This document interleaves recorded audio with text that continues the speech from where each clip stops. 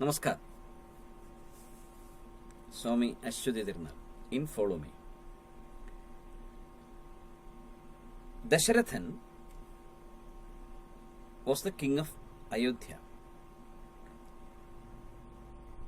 His country's name was Kausalam, and Ayodhya is actually the capital. Ayodhya, the word means peace, that we have already learned. And his first name was Nemi. Nemi means the wheel of a chariot. It shows attitude. Unless you have attitude, you can't move forward, right? So you should have the attitude first. Without attitude, you can't proceed in spiritual life. Without attitude, you can't go in any mission. Every type of life needs attitude. And he got the title Dasharathan because he could control 5 karmendriyas and 5 jnanendriyas. Eye is an indriya, a sense organ. Hearing is another indriya. Tasting is another indriya. Touching is another indriya. Just like that, we have intellect, ego, and all these things as jnanendriya. So, the first lessons concentrate on this. That is, a spiritualist or a jnasu who wants to travel in the spiritual path should know how to control his senses. Well, after that, we have seen in detail what these indriyas, indriyas and their control means. In spite of all this control, self-control, Dasharathan couldn't realize God. Dasharathan couldn't get kaivalyam, moksham, or he couldn't have that experience of God. That worried him a lot. So he approached his guru, Vasishta. Vasishta Maharshi is a character in Ramayana. He comes in different books. Vasishta is the Kula Guru, the royal teacher of the Surya Vamsham. He is the highly respected person in that dynasty. Maybe the most respected person. Vasishtam. From that word itself, we can guess what it means. And in spirituality, the literary meaning is not the correct meaning. You are not taught in spirituality. Get caught. You have to catch it. I may not teach you, but you have to catch it. That is what is called Kausalya, or the special intelligence. The great art of reading between the lines. The great art of listening to silence. One day, a student approached the guru and said, I want to learn meditation. I want to do sadhana. Then the guru said, okay,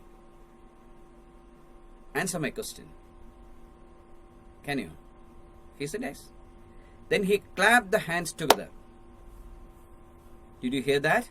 The guru said, yes. What was it? It is a sound you produce by clapping 2 hands. That's right. Now answer my question. What is the sound in own hand? Then the student said, what? What is the sound in own hand? The 2 hands make that sound. So what is the sound in own hand?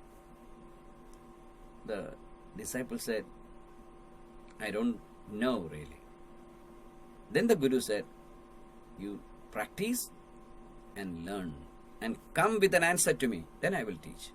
So this is what is called between the lines. You have to understand the sense of it. We can understand it only by if you have that spiritual intelligence. That's what in Bhagavad Gita Krishna says, Karmeshu Kaushala. Be intelligent. Well, Dasharatha didn't have a child. He married Kausalya, no chance. He had that intelligence. He married Sumitra. He was very friendly to people, no child. Then Kaikeyi, the administrator, the person who administers that character, that quality he attained. But still, he didn't have any vision of Lord. So he was desperate. That's why he approached Vasishta. Now we have to understand what is Vasishta. The word means proper nishtas, rituals. We have to follow some rules, the do's and don'ts. We have to change our life. We have to have a strict discipline in life, a daily routine, and follow it. There are certain things we should not do. There are certain things we should do. That is the nishta. For example, yogis are supposed to wake up early morning. They cannot sleep throughout.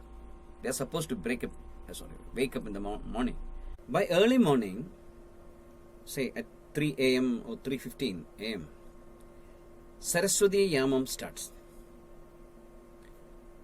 Yogis are supposed to start meditating at Saraswati Yamam. That's the best time for learning.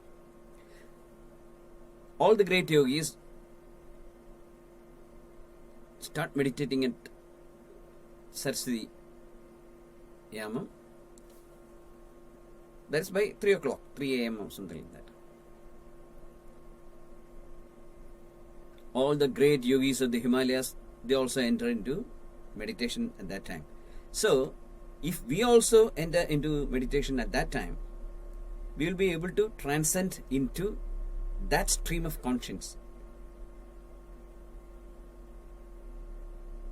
We'll also be able to enter into that stream of consciousness. That's why it is said that we have to wake up early morning and do meditation at 3:15 or 3 o'clock when the Saraswati Yamam starts. To their channel of meditation.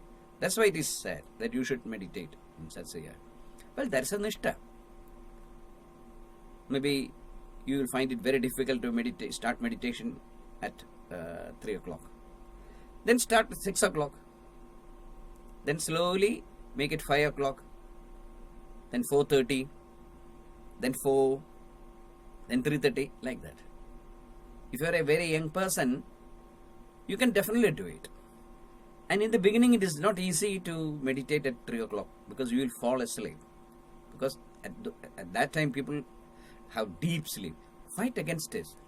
Against that. That is tamas. That is your preparing your mind to obey you. Fight against that. Slowly. Then you will finally reach a stage in which you can wake up early morning and sit in meditation. But don't start meditation at 3 o'clock from tomorrow. First, get into meditation. For that, you fix a convenient time. Maybe 6 o'clock, 7 o'clock, 10 o'clock, 9 o'clock, whatever that is. Then have a timetable. At 6, I am meditating. Every day, meditate at 6. That is a nishta. Then your biological clock will have a pattern and it will automatically help you to meditate. You will enter into meditation naturally. So that's a nishta. So from Vasishta we learned that we should have a constitution in which there are rules and you have to obey these rules. Okay, we will continue in the next episode.